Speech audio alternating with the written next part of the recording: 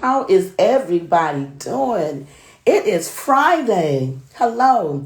I am Consuella Hopkins, your good money multiplier, and I'm here today to talk to you about the business of the business, which was last month's series. Did you get a chance to check it out? It was really, really good, if I do say so myself, because we gave some really good gems, some really good nuggets on how to truly be, if you want to be that first generation millionaire, how accomplish that just in with your business and what you're doing as far as with your team, how to manage them, how to make sure things are in order. But trust me, the business of the business, I'm even thinking about turning into an entire year series. I got so many good nuggets, 30 years in business to do that for you, and running right now, ownership over 5 different companies. And they're all run. I can't say I'm running them, but I have a good team doing that.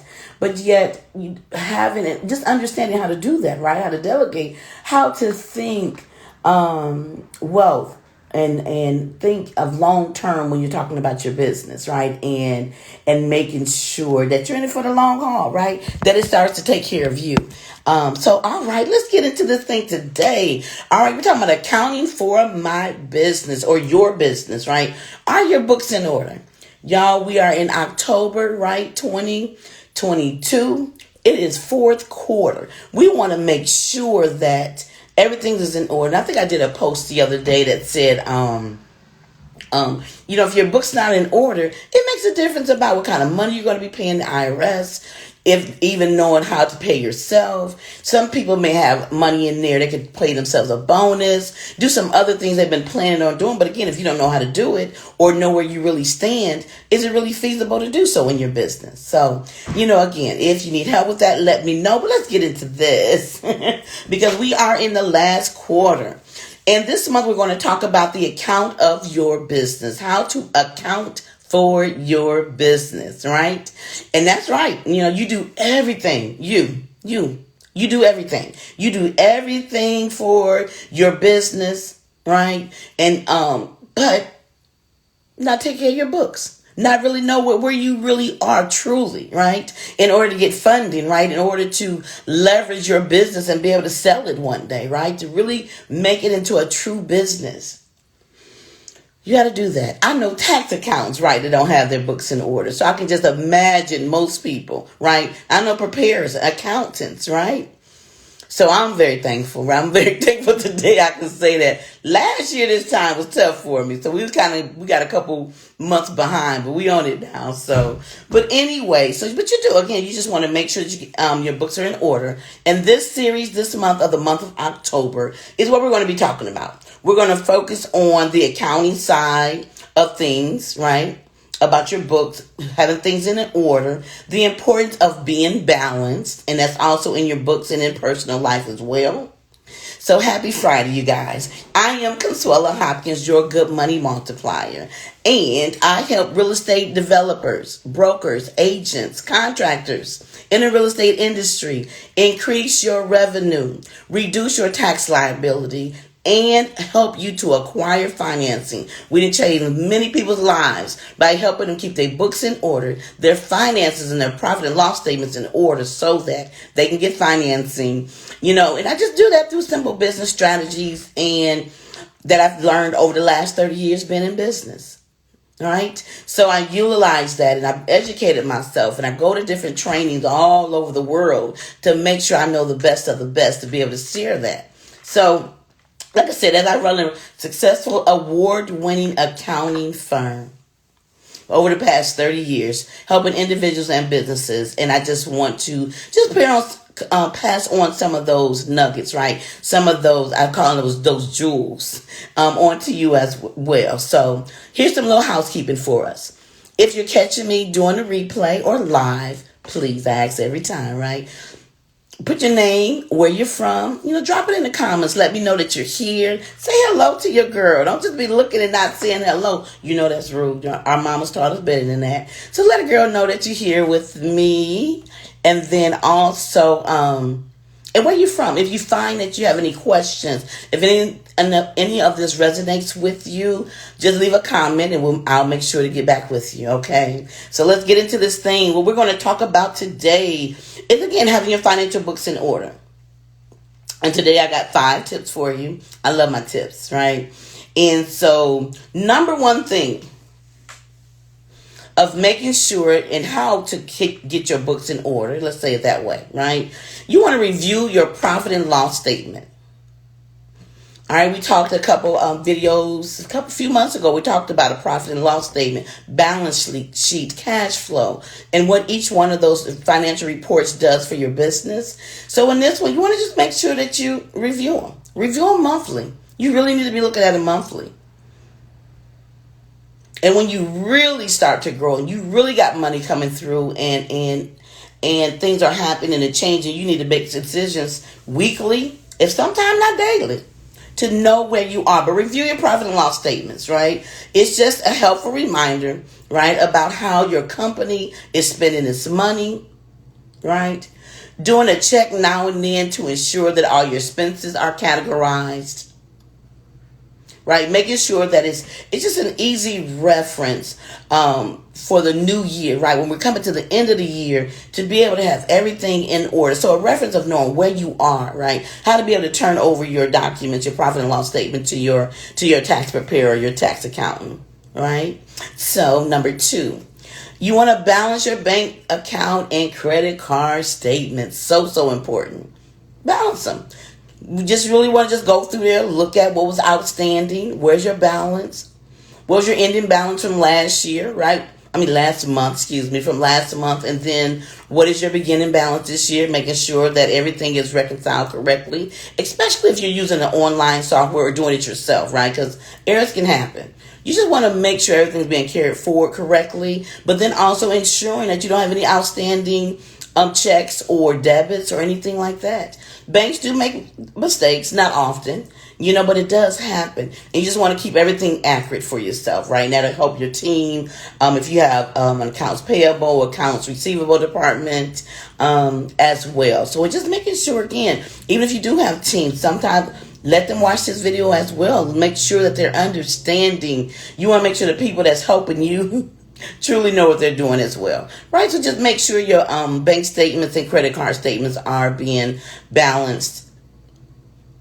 Okay. Number 3, you want to organize that shoebox, right? I had to put this in because many of you have heard my radio commercial. We talk about those people with those shoe boxes, right?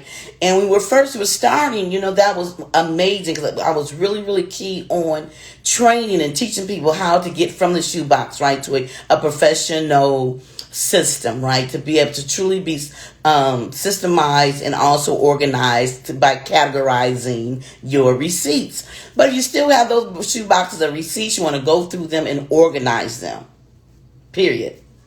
Organize them based on what category they are, whether it's advertising, whether it's supplies, whether it's rent, whether it's a lot of people have gas receipts as well, right? You want to just organize them. Are they uniforms? Whatever that expense were, separate them month and also further separate them into, itemize them down to if they are exactly what category they are in. So separate them by the month and then exactly what expense category they're in.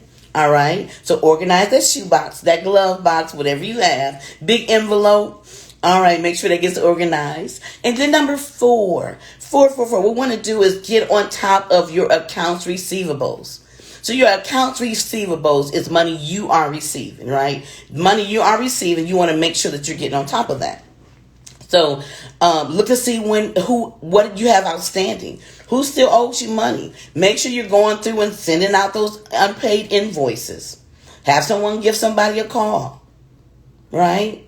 You want to make sure this is a perfect time to collect that money in to make sure you have a great profit at the end of the year, right? To increase what you are bringing in for the year. So again, go through your accounts receivables, see what's collectible. If it's not, you may want to have to write that off for bad debt. Depending on how your entity is structured makes a difference if you can write off your bad debt. So keep that in mind as well. Right? So then make sure you go through your receivables, your account receivables, people who owe you money. And number 5, you want to assess your accounting practice. Now, this is the perfect time to consider whether your accounting system you've been doing, what you've been using all year, Is it working for you? Is it getting done? If it's something that you keep putting off, then let's talk about that. How can we do it to make it more engaging for you to sit down and look at it and know that this is a benefit for you to understand it and not an assignment, right? Not something that you're just dreading to do. So, but you want to make sure, is it, assess it. Or is it something I think I just better get smart and say, look, I just rather talk to someone each month, turn this in to somebody and making sure that it's getting done correctly. Right? You want to ask yourself, but here's a few questions. Have I been able to input all the financial data I have and keep track of it?